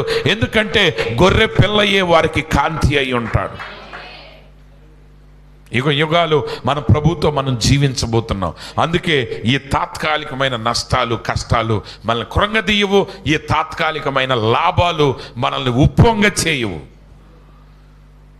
అందునిమిత్తమే మోషే ఆ అదృశ్యమైన దేవుణ్ణి చూస్తున్నాడు కాబట్టి ఫరో కుమార్తె యొక్క కుమారుణ్ణి అనిపించుకోవటానికి ఆయన ఇష్టపడలేదు, కానీ దేవుని ప్రజలతో శ్రమ అనుభవించటానికి ఆయన ఇష్టపడ్డాడు. ఎందుకంటే అదృశ్యమైన వాడిని ఆయన చూశాడు. ఆ దేవుణ్ణి ఆయన చూశాడు కాబట్టి శ్రమ అనుభవించడానికి ఇష్టపడ్డాడు. ఆ శ్రమ అనుభవించబడ్డాడు కాబట్టి ఈరోజు నిత్యత్వంలో మోషే ఒక ఉన్నతమైన స్థానాన్ని కలిగి ఉన్నాడు. ధర్మశాస్త్రం దేవునిదైనా అది మోషే ధర్మశాస్త్రం అని పిలువబడింది. మోషే బదులుగా ఫరో అయిన వాడు ఎవడికి తెలియదు. వాడి పేరు ఇప్పుడు ఐగుప్తీలకే గుర్తు లేదు. వాడి చరిత్రలో అదృశ్యమైపోయాడు. కానీ సింహాసనం ఎక్కకుండానే కొన్ని వేల సంవత్సరాలుగా మోషే పేరు నిలబడి ఉన్నది. ఈ ప్రపంచం అంతమైన తర్వాత కూడా, నూతన భూమి నూతన ఆకాశం వచ్చిన తర్వాత కూడా మోషే యుగ యుగాలు నిలుచుంటాడు. ఎందుకంటే అదృశ్యమైన దానిని చూశాడు. ప్రియమైన సహోదరి సహోదరులారా, వ్యాఖ్యానాలు పక్కన పెట్టండి, ప్రవక్త స్వరం దగ్గరికి రండి, నిజమైన వాక్యాన్ని వినండి. వెలపల జరిగే వాడితో సంబంధం లేకుండా వాక్యాన్ని నమ్మి మీరు ముందుకు సాగండి. అందుని మిత్రం అక్కడ బైబిల్ చెప్తా ఉన్నది, ప్రవక్త అంటున్నాడు, it stabilises that man's thinking. వాడు ఆలోచన అది ఏం చేస్తుంది? స్థిరపరుస్తుంది. It stabilises his actions and in the time of distress and trouble it still make him look upward and above the things that are happening around him. వాడి క్రియలు కూడా స్థిరంగా ఉంటాయి. ఎందుకంటే అదృశ్యమైన దేవుణ్ణి అతడు చూస్తున్నాడు. ఎన్ని కష్టాలు శ్రమలు ఎదురైనా వాటన్నిటిని దాటి ఆ కార్యము చేయగలిగిన దేవునిని అతడు చూస్తాడు. అందునే యాయిరు కుమార్తె చనిపోతా ఉన్నప్పుడు యాయిరు యేసుప్రభు దగ్గరికి వచ్చాడు. అయ్యా, నా కుమార్తె చనిపోతుంది. యేసుప్రభు అన్నాడు, నేను నీ ఇంటికి వచ్చి నీ కుమార్తెను స్వస్థపరుస్తాను. కొంత దూరం ప్రయాణం అయినప్పుడు ఇంటి దగ్గర నుంచి కబురు వచ్చింది, అయ్యా, ఇక బోధకుడిని ఇబ్బంది పెట్టవద్దు, నీ కుమార్తె చనిపోయింది. నీ కుమార్తె చనిపోయింది. యేసుప్రభు అన్నారు, యేసు ఆ మాటలను లక్ష్య పెట్టక, హల్లెలూయా, అయ్యో చనిపోయిందా, ఎప్పుడు చనిపోయింది, అయ్యో ఇంత దూరం నా ప్రయాణం అంతా వృధా అయిపోయింది, ఒక పక్క కానుకాన్ని ఇచ్చి పంపించానలేదు ఆయన. ఆ మాటలే అసలు పట్టించుకోలేదు. యాయిరు వైపు తిరిగి అంటున్నాడు, నమ్మిక మాత్రం ఉంచుము, ఓన్లీ బిలీవ్. మనం ఓన్లీ బిలీవ్ పాడతాం. ఎప్పుడు పాడతాం?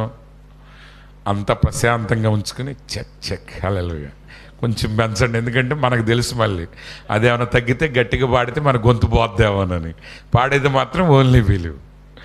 అది బయట వర్షం పడుతుంది కదా, బైక్ లోపల పెట్టండి, ముందు బైక్ కవర్ పెట్టండి, ఆమేన్. అప్పుడు ఓన్లీ బిలీవ్. యేసుప్రభు అలా పాడలేదు ఆ పాట. ఆయన ఆ పాట పాడేటప్పుడు ఎవరినైతే స్వస్థపరచడానికి ఆయన బయలుదేరి వెళుతున్నాడు, ఎంత దూరం ప్రయాణించాడు నాకు తెలియదు, కానీ సగం దగ్గరికి వెళ్ళేసరికి వచ్చిన కబురు ఏంటంటే ఆ అమ్మాయి చచ్చిపోయింది.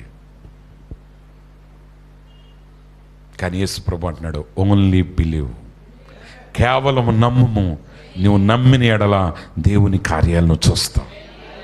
కాబట్టి ప్రియమైన సహోదరి సహోదరులారా, ఈరోజు మీకు మీ చుట్టూ ఉన్న వాటిని నమ్మకండి. మీ దగ్గర ఉన్న అప్పులు వైపు చూడొద్దు, నీకున్న కష్టాల వైపు చూడొద్దు. వీటన్నిటిని దాటి ఒక అద్భుతాన్ని చేయగలిగిన దేవుని వైపును చూడు. ఖచ్చితంగా వధువు ఎత్తబడుతుంది. ఈరోజు మన చుట్టూ ఎన్ని పరిస్థితులు ఉన్నా సరే, మనం ఈరోజు వర్తమాన సంఘాల్లో అనేక పొరపాట్లు చూస్తున్నాం, అనేక కష్టాలు చూస్తున్నాం, అనేక ఇబ్బందులు చూస్తున్నాం. వీటన్నిటి మధ్య ఒకటి మాత్రం నిజం, వధువు ఎత్తబడి ఉన్నది. ఆ వధువులో నువ్వు సభ్యుడిగా ఉండాలి, ఆ వధువులో నువ్వు సభ్యురాలుగా ఉండాలి. ఎప్పుడు నువ్వు వధువులో సభ్యురాలుగా ఉంటావంటే వ్యాఖ్యాతల వైపు కాక ప్రవచనం వైపు నువ్వు చూసినప్పుడు, ప్రవక్త స్వరాన్ని నువ్వు విన్నప్పుడు. వ్యాఖ్యాతల స్వరం కాదు, మరలా నేను చెప్తున్నాను, వ్యాఖ్యాతల స్వరం కాదు, వెలుచూపును బట్టి కాదు, విశ్వాసాన్ని బట్టి అన్నాడు. ఎందుకంటే విశ్వాసం అనేది నీకు కనబడేది కాదు. ఆ ప్రవక్త, ఆ దేవుడు ఆ స్వరం ద్వారా వినిపించిన ఆ స్వరాన్ని విశ్వసించు, దాని ప్రకారంగా నీ జీవితాన్ని కట్టుకో. నీ ఆలోచనలు ఆ స్వరం మీద నిలుపు, నీ క్రియలు ఆ స్వరాన్ని బట్టి నడు, నీ జీవితాన్ని ఆ స్వరాన్ని బట్టి సిద్ధపరచుకో. ఒకరోజు ఆ ఎత్తబాటులో నువ్వు కూడా ఒక సభ్యుడిగా ఉంటావు, ఆ ఎత్తబాటులో నువ్వు ఒక భాగమై ఉంటావు.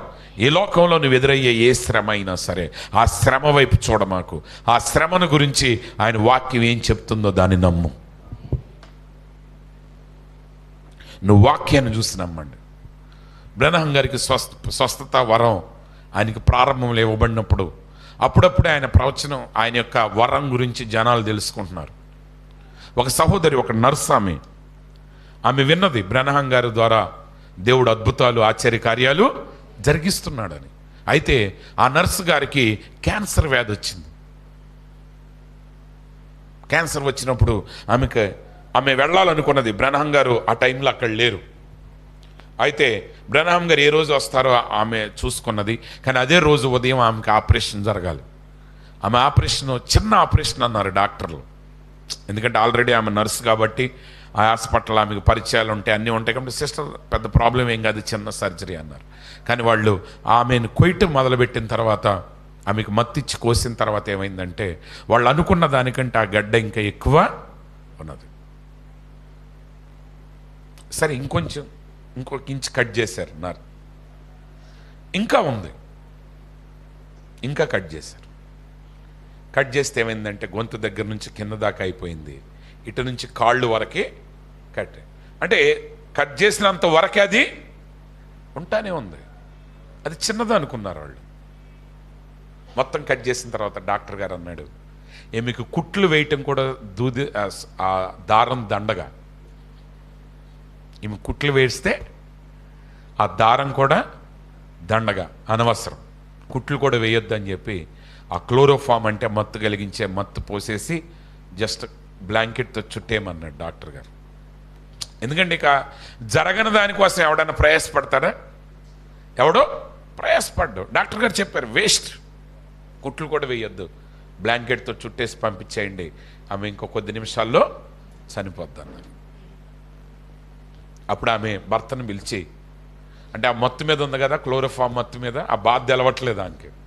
ఆ భర్తను పిలిచి అంది, అర్జెంటుగా నన్ను బ్రనహాం గారి దగ్గరికి తీసుకువెళ్ళమన్నప్పుడు వెళ్ళారు. వెళ్ళేసరికి అక్కడ చాలామంది జనాలు ఉన్నారు. వాక్యం చెప్పి ఆయన వరుసలో ప్రార్థన చేయటం ప్రారంభించాడు. ఆమె ప్రారంభించినప్పుడు ఆమెను కూడా భర్త వరుసలో పెట్టుకున్నాడు, ఆ స్ట్రెచ్చర్లో పెట్టి తీసుకొస్తున్నాడు. తీసుకొచ్చేటప్పుడు ఆ ప్రేయర్ లైన్ చాలా పొడవుగా ఉంది. అప్పుడు ఆమె అంది భర్తతో, ఏమండి నేను అక్కడికి వెళ్ళే లోపు నేను చనిపోతే నన్ను వెనక్కి తీసుకురమ్మా, నేను చనిపోయినా వరుసలో ముందుకే వెళ్ళి అక్కడ ప్రార్థన చేయించింది. అది విశ్వాసం. విశ్వాసం అనేది మనం చూడొద్దు, ఏదైనా అనివ్వండి. లోకం దాని ఇష్టం వచ్చినట్టుగా మాట్లాడొద్ది, మనుషులు దాని ఇష్టం వచ్చినట్టుగా మాట్లాడతారు, వ్యాఖ్యాతలు వాళ్ళ ఇష్టం వచ్చినట్టు వ్యాఖ్యానాలు చేస్తారు. అవన్నీ నీకు అనవసరం. నువ్వు వాక్యాన్ని చూడు, వాక్యం కొరకు నిలబడు.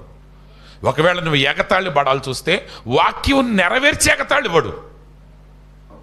ఒకవేళ నువ్వు ఆమెను మూర్ఖురాలు అనొచ్చు అనుకోండి, అన్న ఇప్పుడు ఆపరేషన్ చేయించుకుని 100 మంది చచ్చిపోతున్నారు, దానికంటే ప్రార్థన చేయించుకుని ఆమె ఎట్లాగో డాక్టర్ పనికిరాడు అన్నాడు కదా, వెళ్ళండి, జరిగితే జరుగుద్ది, జరగకపోతే తర్వాత సంగతి, అది ఏమన్నా అనవసరం.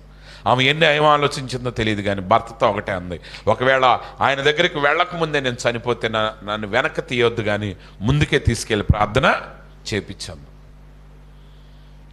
ఇంకొక ఇద్దరున్నానంగా ఆమె చనిపోయింది. ఇంకిద్దరు మనుషులు ఆమె ముందు ప్రార్థన చేస్తూ ఉన్నప్పుడు ఆమె చనిపోయింది. కానీ ఆ భార్య చెప్పిన ఆ మాటను బట్టి ఆమెను ముందుకు తీసుకెళ్ళాడు. హల్లెలూయా. ఆమె ప్రార్థించాడు, ఆమె బ్రతికింది, క్యాన్సర్ వ్యాధి నుండి స్వస్థత కలిగింది. 6 నెలల తర్వాత అదే డాక్టర్ దగ్గర, అదే సర్జన్ దగ్గరికి వెళ్ళిందంట ఆమె. హల్లెలూయా. అదే సర్జన్ హాస్పిటల్లో ఆపరేషన్ చేయడానికి వచ్చినప్పుడు ఆమె హెల్పర్గా లోపలికి వెళ్తే ఆ డాక్టర్ కంగు తిన్నాడంట. ఇంకా నయ్యం దెయ్యమని పారిపోలేదు ఆయన. అంటే దారం కూడా వేస్ట్ అవుద్ది అనుకున్న స్థితిలో నుంచి దేవుడు కార్యం చేశాడు. ఎందుకంటే అది నమ్మిన వాడిని బట్టే జరుగుతుంది, అది మనుషుల మీద ఆధారపడలేదు. నువ్వు వాక్యాన్ని నమ్ము, పరిస్థితులన్నిటిని ఎదిరించి నిలబడు, అదృశ్యమైన వాటిని ఆయన చేసే దేవుడై ఉన్నాడు. ఈ వాక్యాన్ని స్వతంత్రించుకోవాలంటే ముందు నువ్వు ఆయన కుమారుడు కుమార్తె అవ్వాలి. ఈ హక్కు ఆయన పిల్లలకు మాత్రమే.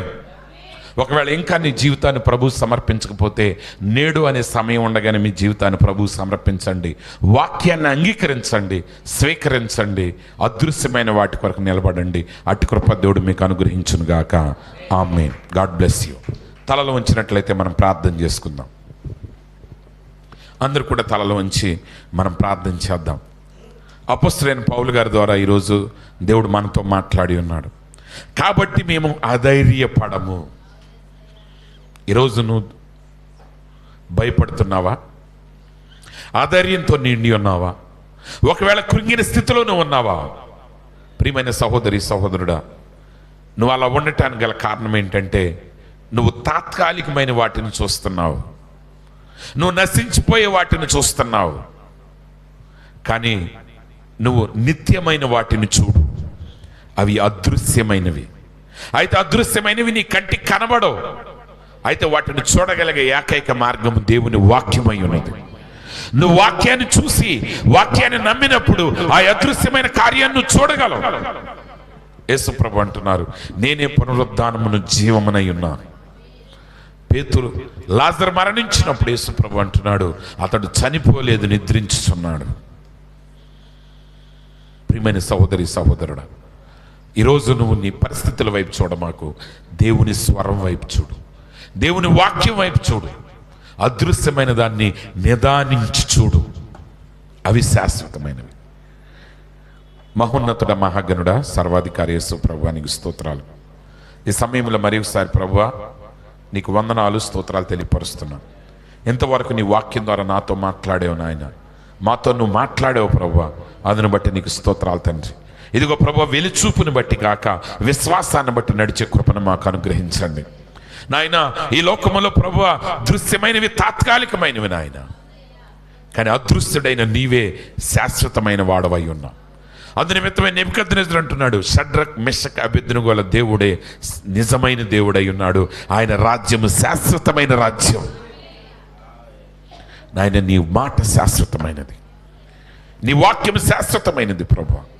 నిశ్చయంగా ప్రభువా, నీ బిడ్డలు తమ జీవితాల్లో ఎదుర్కొనే తాత్కాలికమైన ప్రతి సమస్యను దాటి ఆ నిత్య రాజ్యం కొరకు తమను తాము సిద్ధపరచుకునే కృపను వారికి అనుగ్రహించండి. మహిమ పొందండి. యేసుక్రీస్తు పరిశుద్ధ నామంలో ప్రార్థిస్తున్నాం తండ్రి, ఆమేన్. మన ప్రభువును రక్షకుడైన యేసుక్రీస్తు యొక్క ప్రేమ, కృప, శాంతి, సమాధానములు ఆ అదృశ్యుడైన దేవుణ్ణి చూస్తూ ఆ నిత్య రాజ్యములు ఆయన చేరుకునే వరకు మనకు సదా తోడైండి నడిపించునుగాక. ఆమేన్. God bless you. అందరికి వందనాలు.